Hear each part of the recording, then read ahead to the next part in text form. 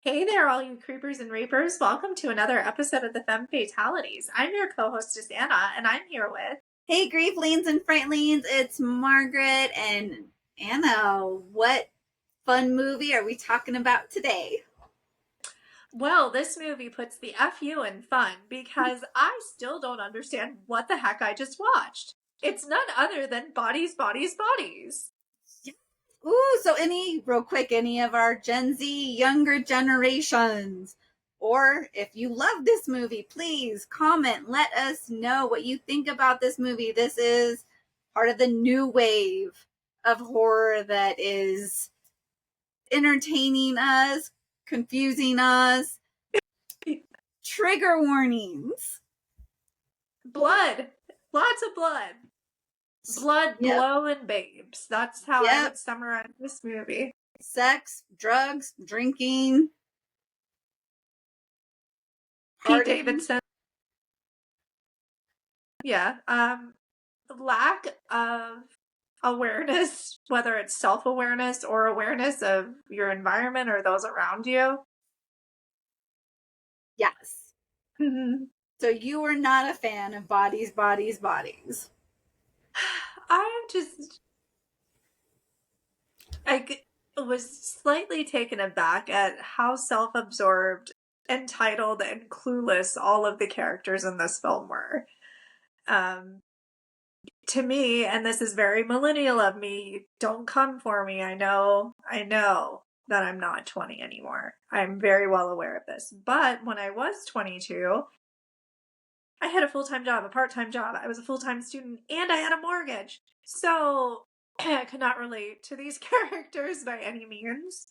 However, I do tend to think, I heard a quote, I forget where it was, a long time ago, that rich people like to create their own problems. And I think that this movie really illustrates live action related to that quote. I did think the end was funny though. And I was kind of like, ha ha. Just because I was like, yeah, you probably should have checked that first. What about you? What did you think about the movie? Well, I feel like it elaborated on how quickly things can spiral, how we can jump to conclusions, and also out of fear, how our survival instinct can kick in and how self-oriented we can become, because as soon as everybody thought somebody was out to kill them, they were like, nope, survival of the fittest, get out of my way, throw you under the bus, do what I need to do so I can survive. Absolutely. Yeah. No, that was very apparent. It was just super bizarre. And I think that blurring the lines between a game and reality uh, is something that they were engaging in as well. And I think that the movie really displayed how sometimes when we mix different substances together, it can encourage that blurring of the lines of reality and surreal life. And maybe just if you're watching this and you find yourself experience this in real time, it might be helpful to maybe take a step back and evaluate some of the behaviors that you're participating in or those around you are participating in as well. Yes. Yeah. And like you said, it's a bizarre, interesting movie. Would you play the game if you were at this party? Would you, when they're like, let's play Bodies, Bodies, Bodies, would you be like, yeah, let's play? If I were at a party with my friends, yeah. Like if you and me and like our closest friends were there, oh yeah, because like we're all on the same page, we know what to expect. But if I were at the party with those kids, I would be out of there before nightfall even happened. What about you, Margaret? Because they already knew as soon as they said, let's play, there was already a history of this game not going well, of this game causing fights. So it's like, why do we want to play a game that we know is going to cause fights in our friend group that they already started to go at each other? And our Yeah. poor, I can't think of her name, the poor girl that keeps trying to help everybody. And then everybody's like, nope, Yeah. you're a horrible person, because she was the fish out of water. These were all rich Mhm. kids. And she's somebody that wasn't a rich kid. So she was Mhm. already the odd man out, and they weren't going to accept her. Yeah. And I do find that there's such an abuse of professional psychiatric language throughout the entire film, but it's something we hear all the time. Like, you told me there'd be tomato on this sandwich and there's not. You gaslit me. Well, no, that's not what it means at all. Or you think you're so hot. You're not. You're a narcissist. Once again, that's not what that's indicative of when we're getting down to the technical, like terminology, the pathology of the personal archetype of these things. And I think that sometimes the vocabulary that we see and hear on the news imparts itself into our everyday lingo, and these terms eventually kind of become part of Urban Dictionary when in reality they're not. They're very technical scientific terms, and I do think that the movie illustrated that very, very well. Thank you for bringing that up, how pop psychology has infiltrated our language, and then how a lot of these terms get misused, and forgetting that there are people like, oh, you're so bipolar. There are bipolar people that are dealing with that. Oh, you Mm-hmm. gaslit me. Well, like Anna said, gaslighting is complex. Narcissism is huge. Everybody is a narcissist. Everybody knows a narcissist. And if you feel like you're dealing with these things yourself, look it up, talk to a therapist, start to really Mm-hmm. unplug what it is. Because, yes, there are traits. Like if we go with gaslighting, I might not want to admit that I did something. And so I'm trying to convince Anna of my reality Mm-hmm. because I don't want to be hurt. And then we say, oh, you gaslit me, missing what was going on. Why was this person being intentional? Were they being harmful? Were they, because people that have been gaslit, that's a hard thing to come out of. We're Mm-hmm. not talking about tomatoes. I often, with people, talk about when we've been gaslit, we will ask you, is the sky blue? And of course, Anna Blake, of course the sky's blue. If I've been gaslit and somebody has convinced me the sky is orange, I don't understand or trust the sky is Mm-hmm. blue, because my reality has been formed to fit somebody else's reality. That is gaslighting. So yeah, gaslighting. Oh, narcissists.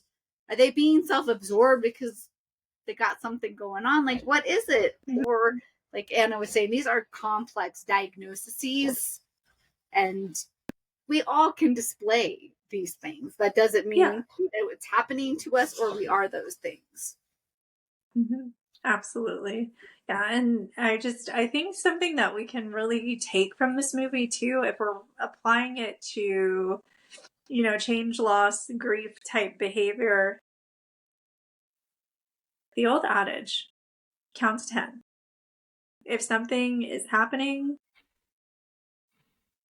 proactive over reactive. So if something has happened, but you don't have all the facts yet, take a minute, count to 10, regroup, try and align things yourself or with those that are around you to figure out the most ideal solution. Yes. Proactive over reactive. Count to 10. Take 30 minutes. Take an hour. Take 24 hours. As much time as you need. Again, am I open and curious? No. Okay, then I need to step back and I need to not Mm-hmm. be reacting. Because this movie, it wouldn't have even happened if everybody didn't just Yeah. react and it started to spiral and nobody was like, whoa, wait, what's going on? Let's talk about this. Let's figure this out. Everybody's like, nope, we're all gonna die. And they're already heightened. There's already this massive storm coming Mm-hmm. in. So they're already pushing against survival brain. Survival brain's not going to ask questions. Its job is to keep you alive, so it's going to do what it has to do. Mm-hmm.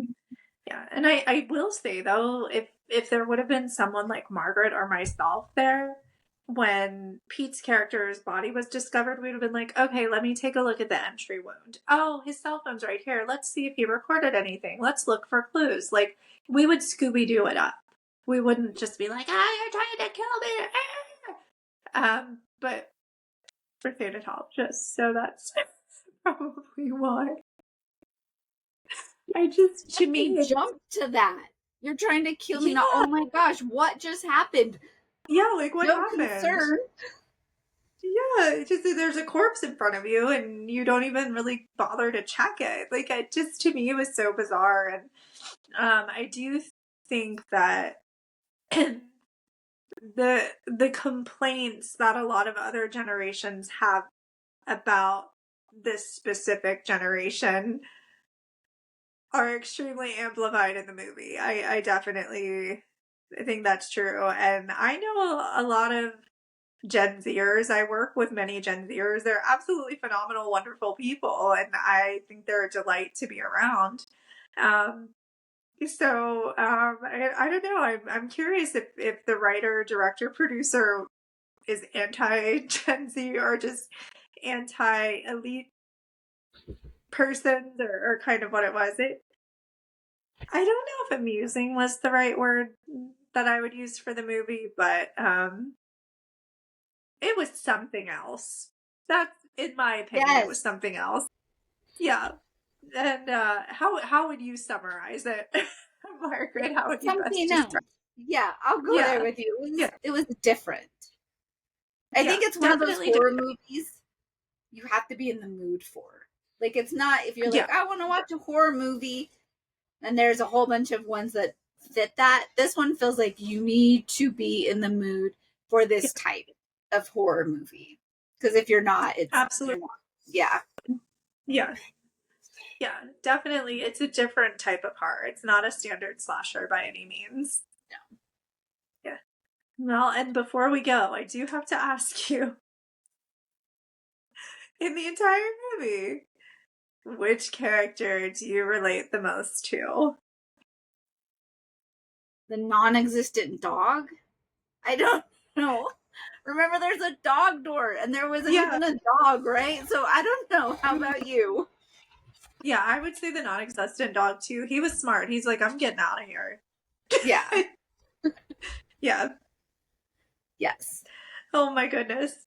Well, if you've seen this movie and you have a similar or different perspective, please let us know. We'd love to understand other thoughts about this movie and hear what you think. If you have any other kind of new wave horror, I guess we'll call it, please tell us about it. We'll try and give it a whirl. And until next time, make sure you eat your coffin cookies, drink your bruja brew, and howl at the moon.